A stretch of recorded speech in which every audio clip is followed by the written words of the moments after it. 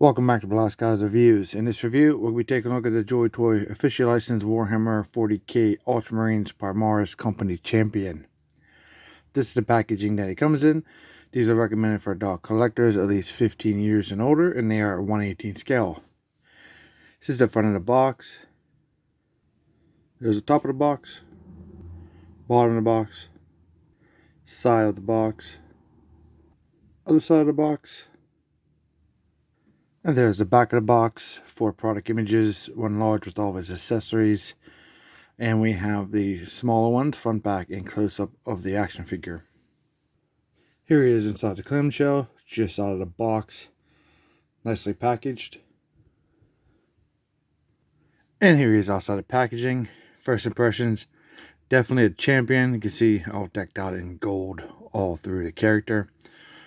Looks pretty good. Alright, let's check out that head sculpt. We have a nice gold helmet with a gold iron skull right on his forehead. We got the red eyes, four little dots there on his mask. So he has a different helmet than most of the Ultramarines that we've seen. Silver here on the side. We have this laurel wreath around his head. Then a green, like a black wash.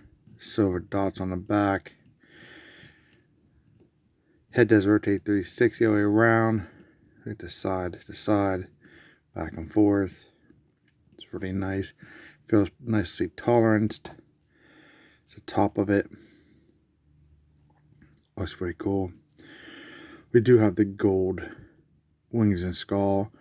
And this circle spiked, I'm not sure what that's called, if that has a name. We have some silver studs here on the collar.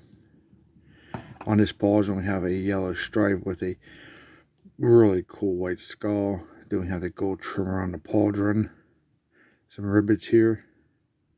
Very cool. This side, same piece. But instead we have this kind of an Ultramarines logo with some print inside. Very small, if you guys can see that or read it. If that's even possible. Going lower, here we have like a rope piece that comes down to his knees. Very flexible PVC. On the gauntlets, we do have the silver studs on both sides. Around the back, we got a little bit of gunmetal color there, just above the 2 peg holes for his power pack. Down on his back side, we do have a 3-piece canister and 2 pouches, small and large, brown with white trim. These do rotate any way you want on a ball peg. They are removable. We do have these side panels here. One there, there's a peg in that one. And then this one has like this checker pattern. Pretty cool. On his belt piece, we have this device. I gotta find out what this is. I still haven't been able to find what these are. If anybody knows, please comment in the comments down below. That'd be great. Thank you. We have this metallic blue and this gold cylinder with a spike on it. It's hanging on a brown rope as PVC. Then we got this cross here on a PVC silver chain. That's really cool.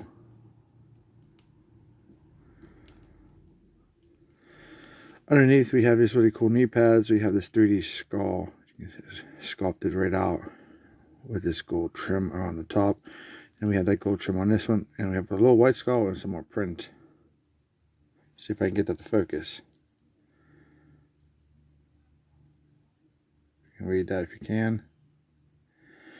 Lower legs are just his blue armor. Nothing much to see there. On the back, just have 2 little cylinders here. Pretty cool. Nice figure.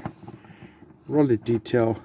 You can tell he's the champ because he has this basically, he's wearing his gold belt instead of actually having one around his waist. So that's a pretty cool idea.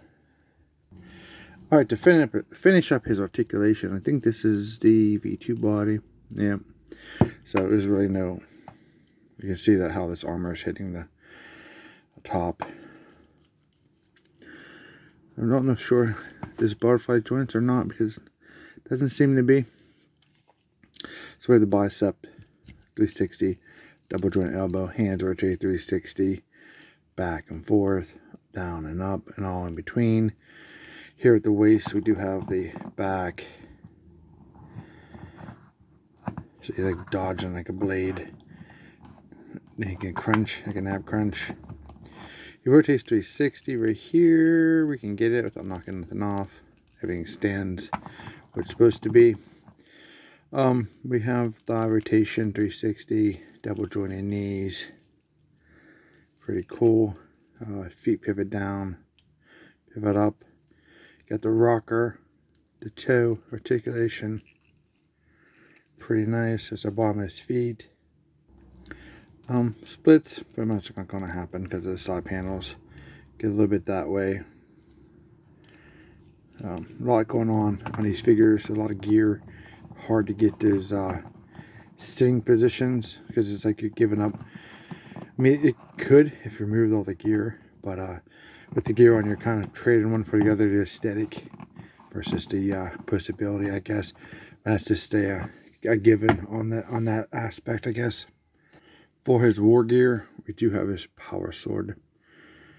Pretty nice. Gold up top. We have a red handle with a black wash. Nice square studded piece here with the iron skulls and gold, black eyes. Power node all lit up, metallic blue. Gunmetal blade, silver on the end.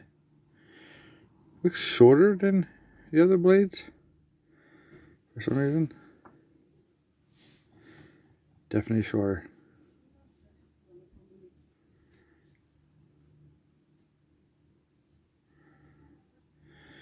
Hands are really stiff, so I'm gonna have to heat them up. I can't show you guys how they look at his hand, but I'm sure you can imagine.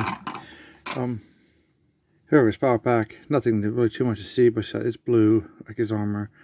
Silver studs throughout, gunmetal vents. This around ones. These do articulate around 360, but some they have sticking points, so you have to heat them up a little bit.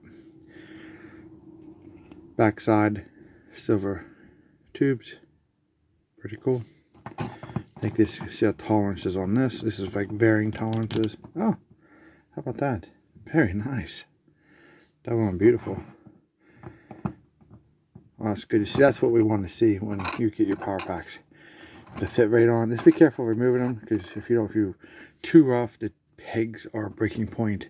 Just be careful. They're not like super fragile, but just be careful. So this peg is for his gun case. See, it just pegs on. It's just brown. It's just the empty one. We just peg it on. Let's see if we can do it without.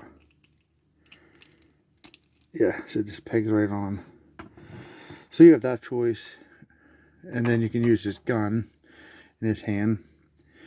Gunmetal black, drill through the barrel, side and front. Pretty cool. Or you can take that off and then have his gun holstered here. It has the handle, which I believe is different. Yep.